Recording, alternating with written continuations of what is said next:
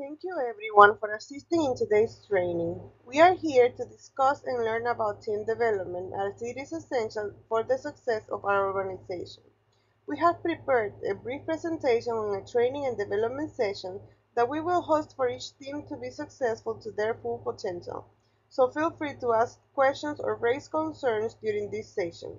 This training session will begin by defining teams and understanding why teams are important in an organization. We will also look at team development and the stages of it.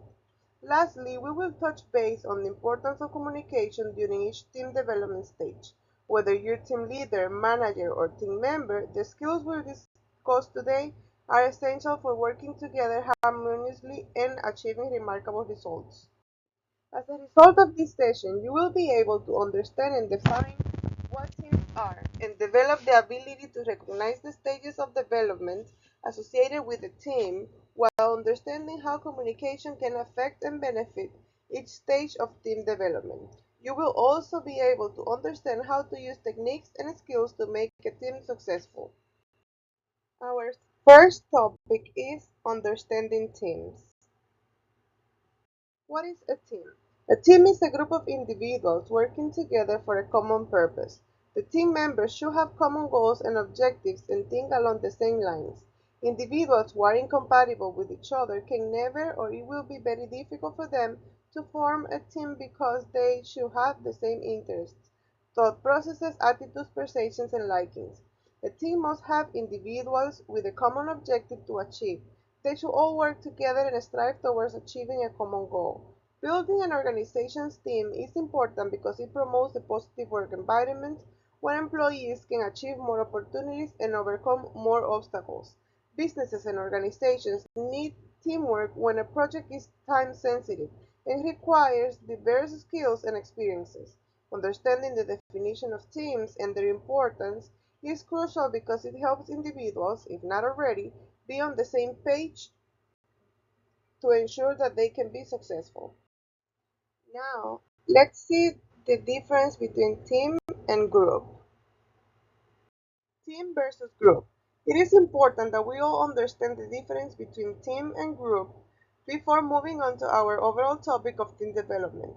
Let's see below the definition of each one. Team must have individuals with a common objective to achieve. A group can have individuals with varied interests, attitudes, as well as thoughts. As we know, teams go through development stages. To give a brief history, in the middle of the 1960s, Bruce W. Tuckman created the framework that is most frequently used to describe the stages of team development. Even though many authors have added to and modified Tuckman's ideas, his descriptions of forming, storming, norming, and performing offer a helpful framework for analyzing your own team. The forming stage is when team members get to know one another and what the assignment is. This is where you ask one another what the advantages and disadvantages are, also figuring out your team members' characteristics and avoiding conflicts to get along. During my experience as a team leader in the workplace, I always got together with my team to do fun activities to get to know each other. This gives a good insight into how each member interacts and their personalities. Next is the storming stage. The stage begins to occur as the process of organizing tasks and processes surfaces interpersonal conflicts. Leadership, power, and structural issues dominate this stage. To progress to the next stage, team members must move from a testing and proving mentality to a problem solving mentality.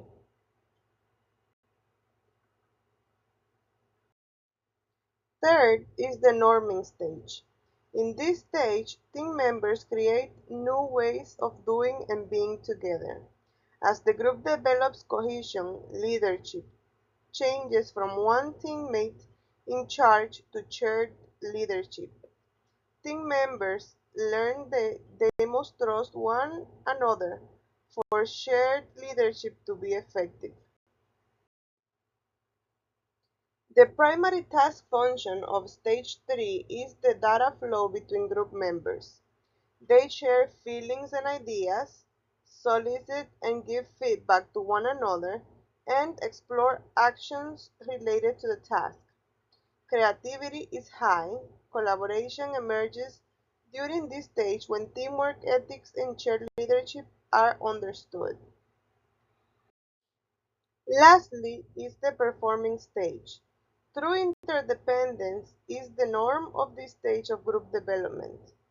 The team is flexible as individuals adapt to meet the needs of other team members. This is highly productive stage both personally and professionally.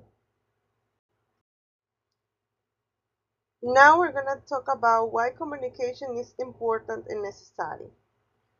Everyone has a communication style that they have embodied into who they are.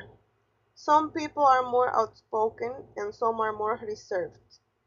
You will understand how to work with people with different communication styles in teams. Some communication styles are assertive communication style. This is considered to be the most effective communication style. Aggressive communication style, passive communication style, passive-aggressive communication style, manipulative communication style, analytical, intuitive, and functional. Communicating in teams is essential for success and the achievement of goals. Team communication is essentially the sharing of information and exchanging of ideas related to their personal development and goals, which doesn't just mean assigning tasks and tracking progress. When you consider that teams, by definition, work interdependently, communication is the bonding agent which ensures cohesion.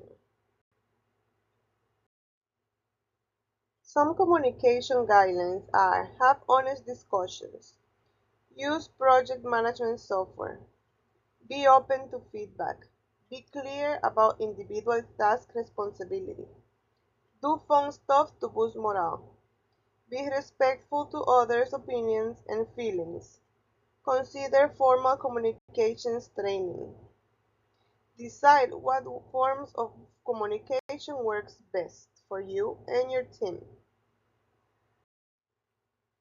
Team roles and responsibilities refer to the tasks associated with the person's job description and their role with the organization. Because each team member holds several different duties and is responsible for completing a similar team of tasks each day, responsibility must be clearly defined. In fact, the more clearly defined, the less confusion and the more time that can be spent working towards organizational goals and objectives. The more that individuals understand what is required of them, the more that they achieve and the more motivated they feel to achieve these goals. Responsibilities of team members. A team leader or project manager needs to understand each individual's roles at the company so that they can set realistic expectations, set team goals, and effectively delegate responsibilities. Lack of communication can lead to issues. So, some tips for better communication. Communication in groups is important because there is an increased risk of conflict, tension, and misunderstandings in the workplace without it. Good communication is vital because it is the foundation of a healthy culture and properly functioning team. When a team has excellent communication, all other aspects of a business can flourish. Conversely, if a team has difficulties with communication, all other elements are more likely to struggle or fail altogether. Now we're going to talk about effective team. Collaboration is one of the main drivers to be an effective team. Why is collaboration important? Collaboration enhances how well your team functions as a unit and solves problems. This results in more creativity, effective procedures, greater success, and enhanced communication. The success of teamwork takes careful planning and hard work, but is not always guaranteed.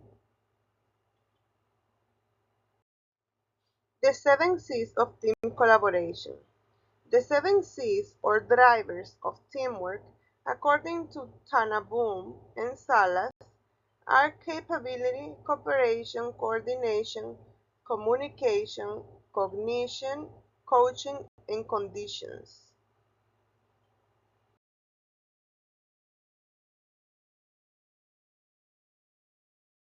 Another main driver for an effective team is accountability.